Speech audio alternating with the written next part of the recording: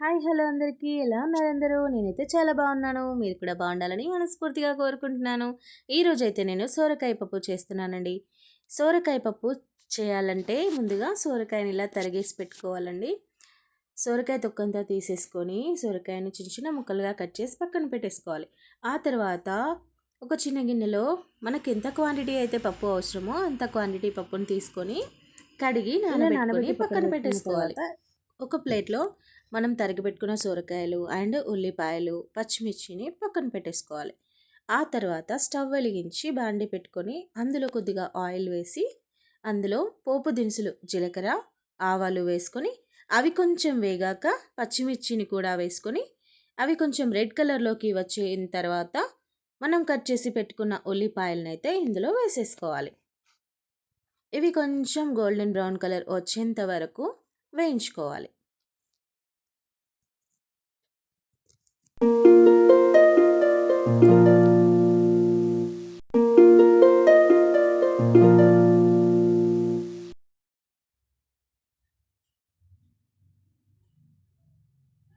ఇలా వేయించుకున్న ఈ మిశ్రమంలో కొంచెం అల్లం వెల్లుల్లి పేస్ట్ వేసుకోవాలి. వేసుకొని కలుపుకోవాలి. కొంచెం వేగిన తర్వాత ఇందులో కొద్దిగా పసుపు కూడా వేసుకొని కలుపుకోవాలి.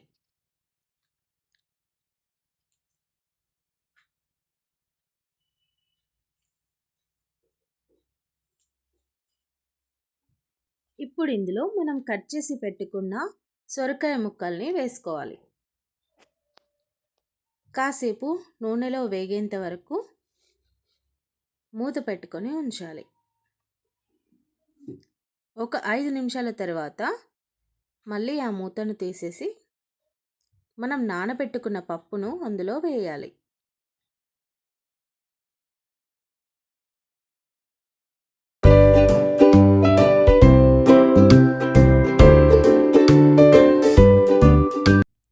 కందిపప్పును వేసుకున్న తర్వాత కాసేపు నూనెలో వేగేంత వరకు దీనిలాగే పెట్టుకోవాలి స్టవ్ పైన.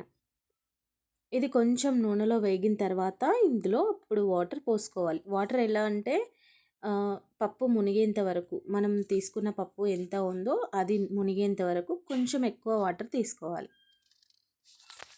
పప్పు మంచిగా ఉడకాలి కదా అండి, దానికోసం కొంచెం ఎక్కువ వాటర్ని తీసుకోవాలి. చూడండి ఇప్పుడు ఇది కొంచెం వేగినట్టు అయింది ఆయిల్లో. తర్వాత నేను వాటర్ పోస్తున్నాను. ఇలా పప్పు మునిగేంత వరకు పోసుకోవాలండి వాటర్. ఆ తర్వాత మూత పెట్టేసుకొని మరి కాసేపు ఉంచేసుకున్న తర్వాత చూడండి ఇలా ఉడుకుతుంది పప్పు.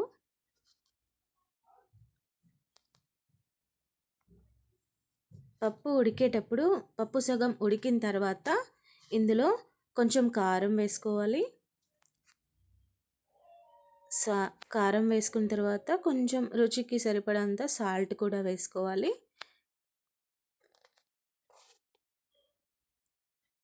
దీనిలోనే ధనియాల పొడి కూడా వేస్తున్నాను నేను. కొంచెం ధనియాల పొడి కూడా వేస్తున్నాను. ఇష్టం అండి, వేసుకుంటే వేసుకోవచ్చు, లేదంటే లేదు. నాకైతే ఇలా బాగుంటుందని చెప్పి నేను ఇలా వేస్తున్నాను. ధనియాల పొడి తర్వాత కొంచెం కొత్తిమీర తీసుకొని వేసేసుకోవాలి. సొరకాయ పప్పు అంటే పెసరపప్పుతో కూడా చేసుకోవచ్చు అండి, శనగపప్పుతో కూడా చేసుకోవచ్చు. మొత్తం అయితే చేసే ప్రాసెస్ అయితే ఇదే, కాకపోతే పప్పులు ఒకటి చేంజ్ అంతే. శనగపప్పు వేసుకొని చేసుకోవచ్చు, పెసరపప్పు వేసుకొని కూడా చేసుకోవచ్చు. బట్ నేనైతే కందిపప్పుతో చేస్తున్నాను. మీకు కావాలంటే అలా కూడా ట్రై చేయండి. సో ఇప్పుడు ఇది మూత పెట్టేసి దీనిపైన అడుగంటకుండా కొంచెం వాటర్ పోసి ఒక 5 నిమిషాలు అలా పెట్టేయాలి. ఆ తర్వాత ఒక 5 నిమిషాల తర్వాత ఈ మూతను తీసేసి ఇందులో ఉన్న వాటర్ని కూడా అందులోనే పోసేస్తున్నానండి. ఆ పప్పులోనే పోసేస్తున్నాను. ఈ మూత పైన వాటర్ ఎందుకు పోస్తారంటే అడుగంటకుండా పోస్తారండి. పప్పు అనేది అడుగంటది ఇందులో పోస్తే. ఏ కర్రీ అయినా అంతే అండి.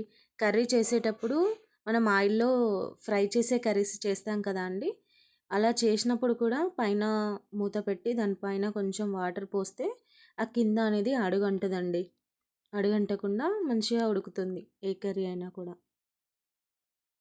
సో, ఇప్పుడు మన సొరకాయ పప్పు రెడీ అయిపోయిందండి.